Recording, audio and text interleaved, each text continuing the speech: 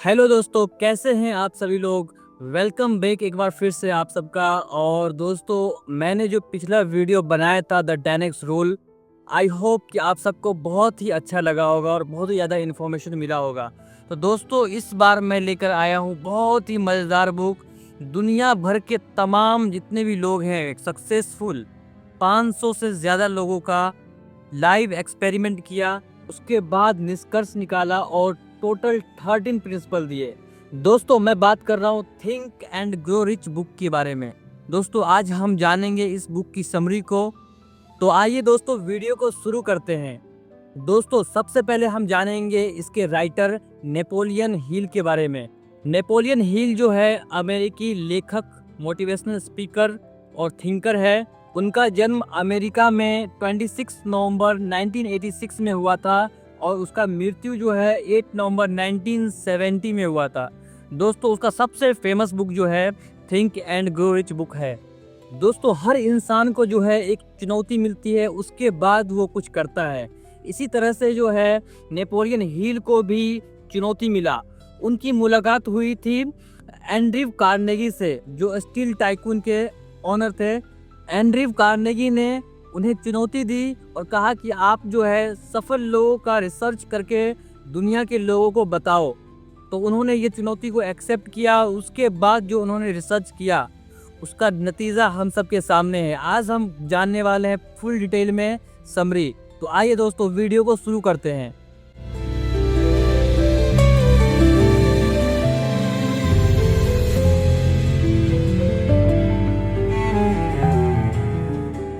दोस्तों, सबसे पहले मैं आपको नेपोलियन हिल का दिया हुआ एक कोट कहना चाहूँगा। वो कहते हैं कि जो दिमाग सोच सकता है और उस पर विश्वास कर सकता है, वह उसे पा भी सकता है। जी दोस्तों, उनका यह मानना था।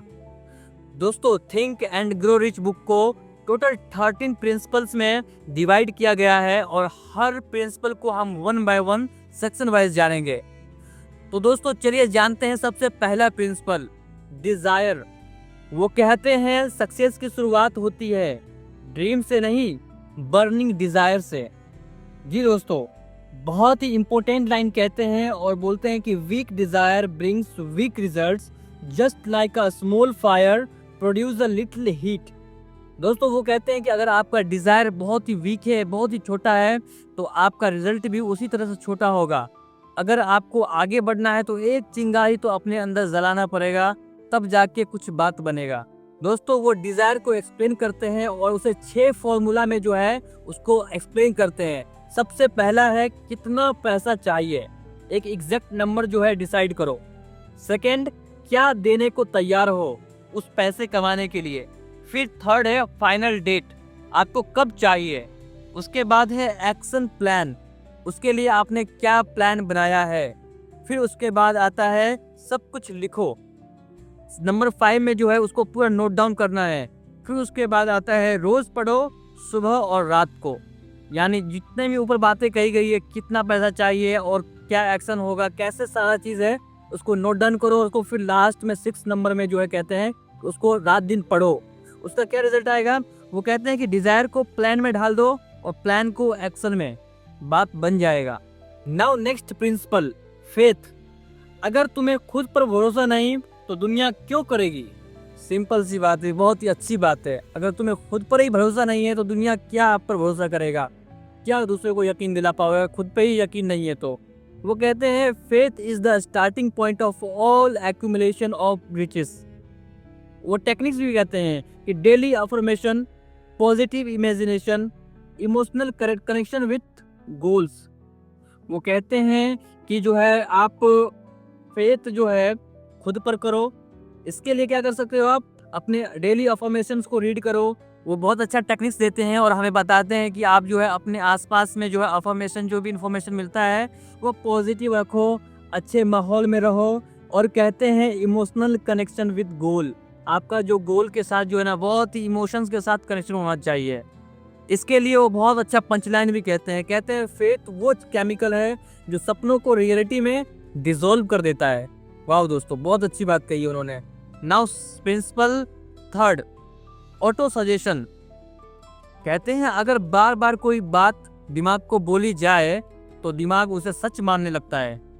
यह बात तो कई हद तक सच बात है। मैंने भी इसको अपने लाइफ में नोट किया है और अपने आप पे इम्प्लीमेंट किया है। मुझे ये देखने के लिए मिला है, अगर आप जैसा सोचते हो कि मुझे ये चीज़ करना है, ऐसा होगा, वो वास्तव में हो जाता है कई हद तक। तो उसके लिए वो कुछ प्रैक्टिस बताते हैं। कहते हैं रोज़ गोल पढ़ो, फिर उसके बाद उसको विजुअलाइज करो, फिर उसके बाद फील करो जैसे ऑलरेडी अचीव हो गया है। वो ऐसा एग्जाम्पल लेते हैं और बोलते हैं कि अपने आप को जो भी गोल्स है उसको इस तरह से अपने आप को विजुलाइज करो कि लगे हाँ मुकम्मल हो चुका है हमारा जो मकसद है। वो बहुत अच्छा पंच लाइन कहते हैं कि सब कॉन्शियस को कोड कर दो, दुनिया हैक हो जाएगी। Now principle 4, specialised knowledge. वो कहते हैं जनरल नॉलेज कॉलेज में काम आती है, जनरल नॉलेज जो है वो कॉलेज में काम आती है, लेकिन रिच बनने के लिए चाहिए स्पेशलाइज्ड नॉलेज। कहते हैं स्कूल नहीं, एप्लीकेशन करना पड़ेगा। स्कूलिंग से सीखने से नहीं होगा, उसको आप अप्लाई करना पड़ेगा। एप्लीकेशन अलग अलग फील्ड में एप्लीकेंट करना पड़ेगा, चीज़ों का अनुप्रयोग करना पड़ेगा। कहते हैं सीखते रहो और एग्जीक्यूट करते रहो। वाह दोस्तों, अगर आप सीख रहे हो, जान रहे हो और चीज़ों को लोगों के साथ शेयर नहीं कर रहे हो, अपने दूसरे को एग्जीक्यूट नहीं कर रहे हो, तो फिर तो वो चीज़ वेस्ट हो जाएगा, आप भूल जाओगे। तो वो कहते हैं बहुत अच्छा बात बोलते हैं और कहते हैं कि जो है higher knowledge if you don't have it, build a team smarter than you. वो जो एक्चुअल में किसी न किसी मजबूरी से नहीं पढ़ पाया हो, उसके लिए भी बात कहते हैं कि अगर आप वो नॉलेज गेन नहीं कर पाए हो, अब तक वो नॉलेज आप नहीं ले पाए हो, तो आप हायर करो ऐसे पीपल्स को जो एक्स्ट्रा ऑर्डिनरी हो, जो नॉलेजेबल हो। और वो लास्ट पंचलाइन कहते हैं बुक्स से डिग्री मिलती है, फील्ड से दौलत। नाउ प्रिंसिपल 5, पैसा आइडियाज से आता है और आइडियाज आते हैं इमेजिनेशन से। वो कहते हैं कि ये 2 टाइप के हो सकते हैं। पहला सिंथेटिक इमेजिनेशन, जो पुराने आइडियाज को जोड़ कर आता है। दूसरा क्रिएटिव इमेजिनेशन, नए सॉल्यूशन बनाना।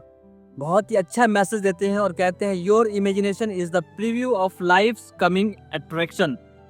और पंच लाइन कहते हैं कि रियलिटी इमेजिनेशन से बनती है, कॉपी पेस्ट से नहीं। ठीक है, तो ये बात जो है आपको अच्छे से समझ आ गई होगी कि इसमें कहा है कि आपका जो है इमेजिनेशन जो है कुछ क्रिएटिव होना चाहिए, बहुत ही ज़्यादा इनोवेटिव होना चाहिए। ठीक है, और वो आइडियाज़ आएगा इमेजिनेशन से। Now principle 6, organised planning. कहते हैं डिज़ायर बिना प्लान के बस एक फैंटेसी है।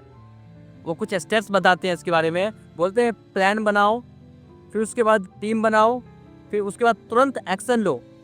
फिर बोलते हैं फेल हो तो प्लान बदलो, गोल नहीं।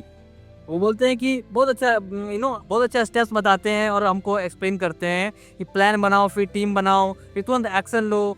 अगर फेल हो गए तो प्लान को चेंज कर लो, गोल को चेंज करने की ज़रूरत नहीं है। गोल एक है तो एक है, ठीक है। अलग अलग रास्ता अपनाओ उसको अचीव करने का।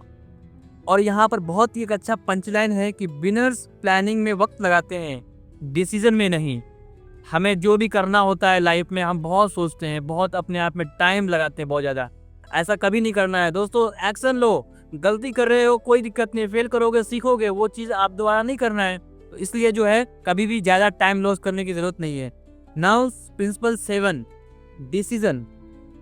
बोलते हैं कि डिसीजन सबसे बड़ा रीज़न है फेलियर का। रिच लोग तेजी से डिसीजन लेते हैं और फ्लिप फ्लॉप नहीं करते। वो बातों को टालना है ना, ऐसे अभी ये वो करना, ऐसा नहीं होता है। सीधा काम करते हैं, बस डिसीजन लेना है तो लेना है, यहाँ जाना है, हाँ जाना है, डन, टिकट बुक करो, बस सिंपल। इसी तरह से वो कुछ टिप्स देते हैं और बोलते हैं कि अपने गट्स पर भरोसा करो, फियर ऑफ ओपिनियन को इग्नोर करो। बहुत सारे हमारे माइंड में ओपिनियन चलता रहता है कि अरे यार क्या हो जाएगा, डर लग रहा है यार, ये नहीं करना है, वो नहीं करना है। नहीं, उसको इग्नोर करना पड़ेगा। अगर गोल को अचीव करना है तो उसको करना पड़ेगा इग्नोर। डिले मत करो।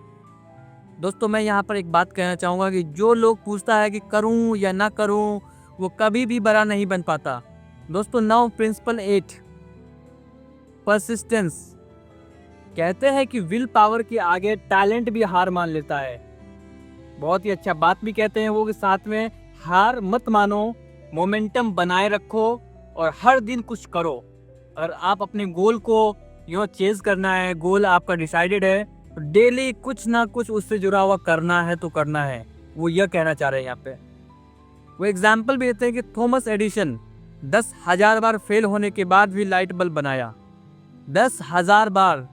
गाइस आपको पता है ये कितना बड़ा नंबर है कोई भी काम करने का। 10,000 बार उन्होंने ट्राई किया और हर बार किस तरीके से नहीं बनेगा वो जाना, तो उसका फाइनली उन्होंने बनाकर दिखाया बल्ब। तो दोस्तों इस तरह का जो है हमें परसिस्टेंस चाहिए, ठीक है, पेशेंस चाहिए। और यहाँ पर बहुत ही एक अच्छा पंच लाइन है कि persistence is the insurance policy of success. Her success का एक इंश्योरेंस पॉलिसी होता है ना दुनिया में। सब चीज़ का एक इंश्योरेंस पॉलिसी है। लाइफ इंश्योरेंस पॉलिसी अलग अलग, लोन का अलग अलग, फंड का अलग अलग, चीज़ों का। इस तरह से अगर सक्सेस पाना है तो उसका इंश्योरेंस पॉलिसी क्या है? Persistence. Now principle 9, power of the mastermind. एक अकेला लिमिटेड सोचता है लेकिन दो दिमाग मिलकर मिलियनरी सोचते हैं। वो कहते हैं कि अपने गोल को अचीव करने के लिए मास्टरमाइंड ग्रुप का यूज करो। ये मास्टरमाइंड ग्रुप क्या है? यह alliance of minds is harmony with a definite purpose. वो कहते हैं कि एक निश्चित जो भी आपका पर्पस है, जो भी आपका गोल है, उसको पाने के लिए group of the persons, group of the minds use करो। वो बहुत सारे बेनिफिट्स बताते हैं। कुछ बेनिफिट्स भी है कि shared knowledge, new ideas, energy boost. अगर आप जो है ये सब चीज़ें करते हैं तो आप अगर क्या होगा, नॉलेज शेयर होगा, न्यू आइडियाज़ आएंगे, एनर्जी भी बूस्ट होगा। और बहुत ही अच्छा पंचलाइन कहूँगा कि right circle equal to right energy equal to right result. ठीक है, अच्छे लोगों के बीच में रहोगे तो अच्छा एनर्जी जनरेट होगा। अच्छा एनर्जी जनरेट हो जाएगा तो क्या होगा? सक्सेस तो मिलना ही है। Now principle 10, sex transmutation. कहते हैं कि सेक्सुअल एनर्जी दुनिया की सबसे पावरफुल फोर्स है। बात बिल्कुल सही है।